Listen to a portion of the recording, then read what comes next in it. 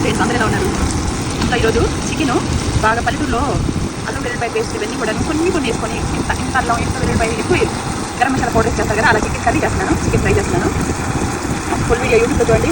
మీకు అందరికీ తెలియదు కదా, స్నాప్చాట్లో నేను కొత్త అకౌంట్ అనేది ఒకటి ఓపెన్ చేశాను. అందులో ఇన్స్టాగ్రామ్లో పెట్టే రీల్స్ కానీ అవి అందులో పెట్టిన సపరేట్గా మంచి వీడియో కొత్త వీడియో పెడుతున్నాను. అవి ఏం వీడియో అనేది మీరు చూసి అక్కడ ఫాలో చేయండి. నన్ను ఇక్కడ సపోర్ట్ చేసినట్టు యూట్యూబ్లో ఇన్స్టాలో అన్నింటిలో సపోర్ట్ చేయమని రిక్వెస్ట్ చేస్తున్నాను ఫ్రెండ్స్. ఓకేనా? ఇవ్వండి.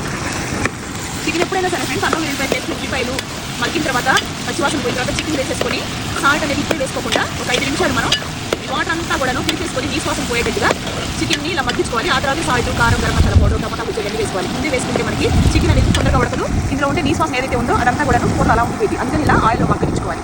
ఓకేనా? అయితే ఈరోజు ఇలా ఉడికించేసుకొని పక్కన పెట్టుకున్న చికెన్ ఫ్రైలోకి వేద్దామని. ఒకరికేమో గుడ్డి ఇష్టం, ఒకరికేమో చికెన్ ఫ్రై ఇష్టం. అందుకని ఇలా ఉడకబెట్టుకున్నాను. అన్నాను చికెన్ ఫ్రై ఒకసారి చేస్తారు, కర్రీ మాత్రం ఇప్పుడు వండేస్తున్నాను.